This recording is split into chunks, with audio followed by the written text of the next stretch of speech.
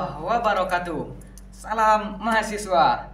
Nah, karena perkenalannya tadi sudah di awal, maka langsung saja kita masuk kepada materinya. Bagaimana rangkaian materinya? Mari kita tonton.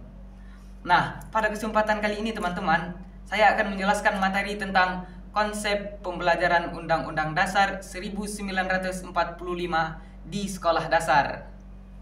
Nah, Undang-Undang Dasar 1945 merupakan landasan konstitusi dan hukum tertinggi di Indonesia yang mengatur penyelenggaraan negara dan hak-hak dasar warga negara sebagai dokumen fundamental. Undang-Undang Dasar 1945 mencerminkan nilai-nilai dan prinsip-prinsip yang membentuk struktur dan fungsi pemerintahan serta kehidupan berbangsa dan bernegara di Indonesia.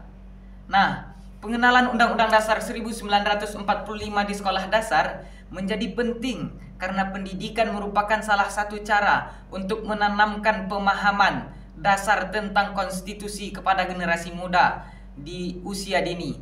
Anak-anak mulai belajar tentang hak dan kewajiban mereka sebagai warga negara, serta memahami struktur pemerintahan dan fungsi-fungsinya. Pendidikan tentang Undang-Undang Dasar 1945 di sekolah dasar bertujuan untuk membekali siswa dengan pengetahuan yang benar dan mengenali dasar negara yang dapat membentuk sikap dan perilaku yang sesuai dengan nilai-nilai kebangsaan.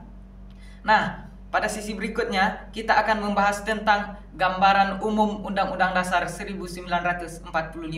Yang pertama ialah sejarah singkat Undang-Undang Dasar 1945. Perumusan Undang-Undang Dasar 1945 dimulai dengan lahirnya Pancasila pada 1 Juni 1945 dalam sidang pertama BPUPKI. Perumusan Undang-Undang Dasar 1945 secara resmi dimulai pada 10 Juli 1945 dalam sidang kedua BPUPKI. Undang-Undang Dasar 1945 disahkan oleh PPKI pada 18 Agustus 1945. Nah, Undang-Undang Dasar 1945 merupakan kekuasaan hukum tertinggi di Indonesia, sehingga semua lembaga dan penyelenggaraan negara harus tunduk pada Undang-Undang Dasar 1945.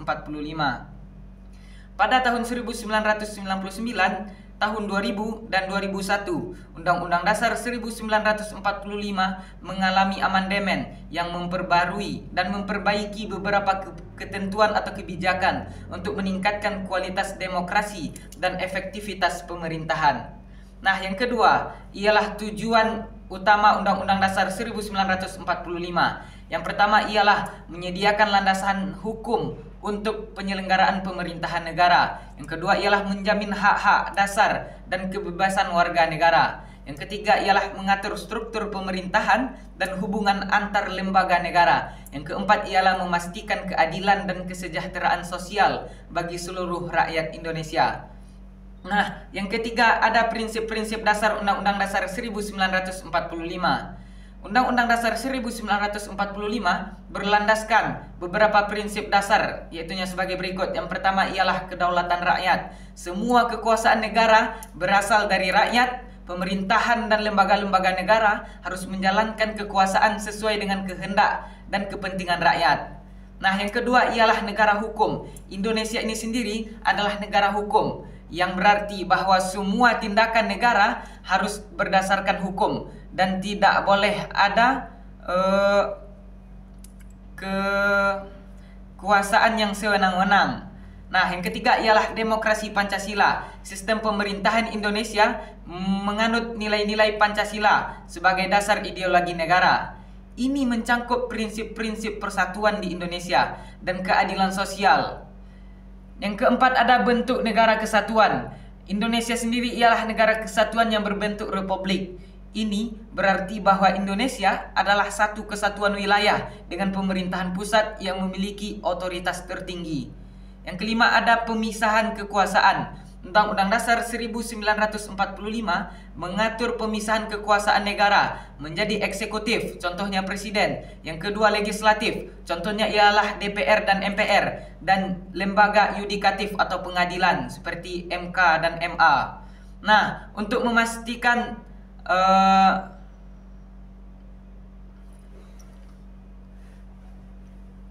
nah, berikutnya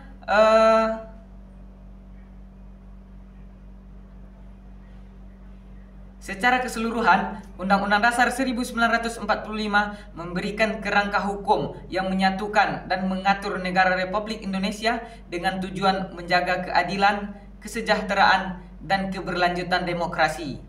Nah, pada materi yang kedua ialah metode pembelajaran PKN di sekolah dasar. Nah, ada beberapa metode yang dapat kita terapkan pada pembelajaran PKN di sekolah dasar. Yang pertama ialah dengan metode bercerita.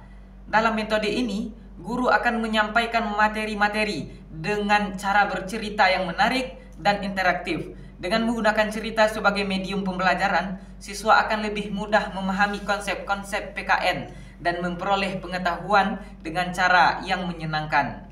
Nah, itu yang pertama. Yang kedua ada metode permainan. Guru menciptakan permainan yang berhubungan dengan materi Undang-Undang Dasar 1945 dengan semenarik mungkin. Yang ketiga ada metode diskusi kelompok. Diskusi kelompok merupakan metode yang efektif dalam membantu siswa menyampaikan pendapat dan berinteraksi dengan teman-temannya. Dalam pembelajaran PKN, metode ini akan melibatkan siswa dalam diskusi kelompok untuk membahas topik-topik yang dibahas. Diskusi kelompok ini tidak hanya akan meningkatkan pemahaman siswa, tetapi juga mengembangkan kemampuan berpikir kritis dan kerjasama dalam tim atau kelompok. Nah, yang keempat ada metode simulasi. Metode simulasi memungkinkan siswa untuk belajar melalui pengalaman langsung dalam menempatkan diri dalam situasi atau peran tertentu.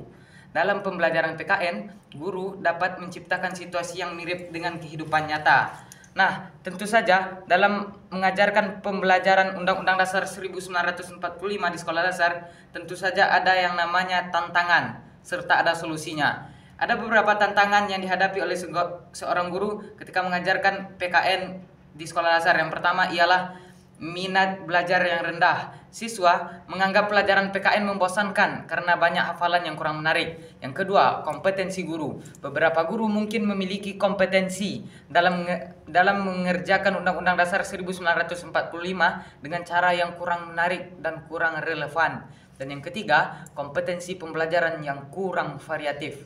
Penggunaan metode pembelajaran yang monoton dan kurang interaktif membuat siswa sulit memahami konsep-konsep yang diajarkan. Nah, setiap tantangan itu juga terdapat yang namanya solusi. Nah, beberapa solusinya ialah yang pertama, meningkatkan metode pembelajaran yang interaktif seperti bermain dan simulasi. Yang kedua ialah mengaitkan materi Undang-Undang Dasar 1945 dengan kehidupan sehari-hari siswa untuk membuatnya lebih relevan dan menarik. Yang ketiga, memanfaatkan teknologi seperti video dan bahan ajar lainnya sehingga siswa dapat menerima pembelajaran tersebut dengan baik. Nah, mungkin sekian video materi tentang konsep pembelajaran Undang-Undang Dasar 1945 di sekolah dasar yang dapat saya sampaikan. Terima kasih atas perhatiannya. Mohon maaf atas segala kesalahan ucapan dan kesalahan tindakan.